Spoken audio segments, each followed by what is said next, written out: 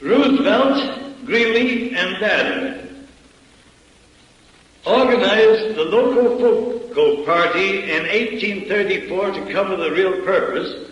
They organized the first labor movement in the United States the following year, and then covered their activities under the name of the Whig Party. And the money that they raised by these activities was used to finance none other than Karl Marx to write the Communist Manifesto in Das Kapital in Soho, London, England. Karl Marx was the nephew of a Jewish rabbi, but he defected from Judaism. He was baptized into the Christian religion, and he was a hater of the Jews.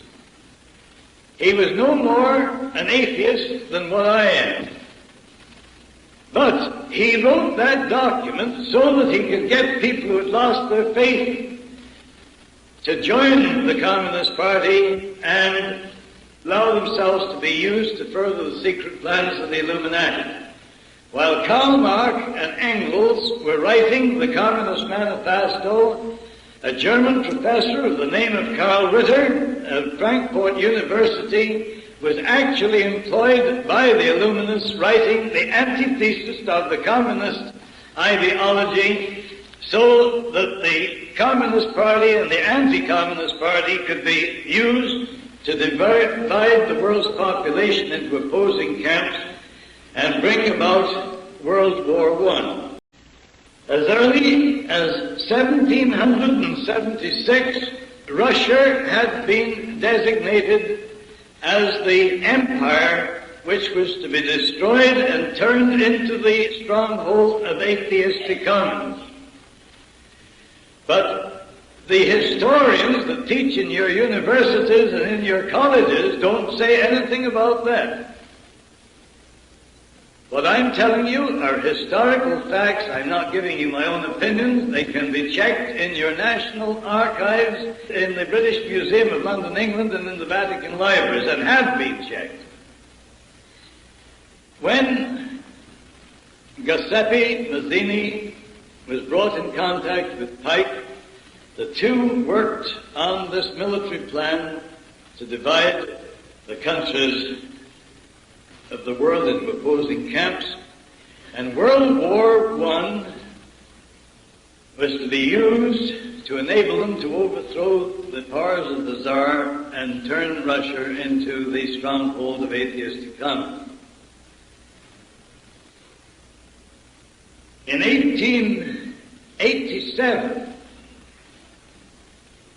Pike and Lemmy, who had succeeded Mazzini as the director of the World Revolutionary Movement, decided that political Zionism was to be organized by Herzl and then used for two purposes. First of all, to create the State of Israel, and secondly, to enable the Illuminati to foment World War III, using the differences between the Israeli and the Arab Mohammedans to serve that purpose. The plot also required that after World War I had turned Russia into the stronghold of atheistic communism, communism was to be built up in strength by the leaders of our so-called democratic countries until it equaled in strength in every respect the united Christian world, and then it was to be contained. And it was to be contained until the last. Everybody considers that communism is a movement by the laboring classes to destroy capitalism. Nothing could be more ridiculous. The Mensheviks and the Bolsheviks were used to foment and fight the revolution in Russia in 1905 and 1916, but all the time hovering in the background were these Illuminists who had chosen Lenin and Trotsky to lead the movement to usurp the powers of government in Russia just as soon as the moment was ripe. Now in 1916, the international bankers of Britain, the United States, Germany, Sweden, and France met in Stockholm for the purpose of deciding the final details of the Russian Revolution, and they were joined by Henry Ford, who went over under gave the world the impression that he sailed in that famous peace ship. Well, of course, there's different kinds of peace. We know that the communists today are talking peace, but that they mean the peace that will be had when all other opposing forces have been destroyed. The average communist doesn't know that he also is to be destroyed in the final phase of the conspiracy. And it was by making these facts known to the leaders of the Communist Party in Canada that we split the Communist Party right down the middle in 1957.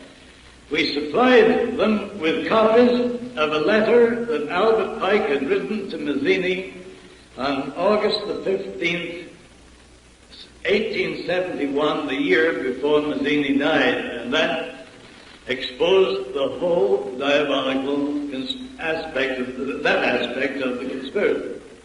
Lenin and Trotsky were not atheists.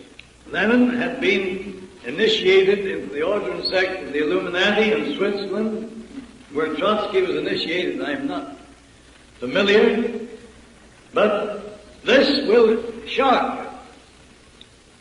British intelligence knew exactly what was being planned, and so did your American intelligence officers, because they reported all the details of this secret meeting in Stockholm to their governments, just the same as I reported that secret meeting that happened on St. Simon's Island, February the 14th this last year.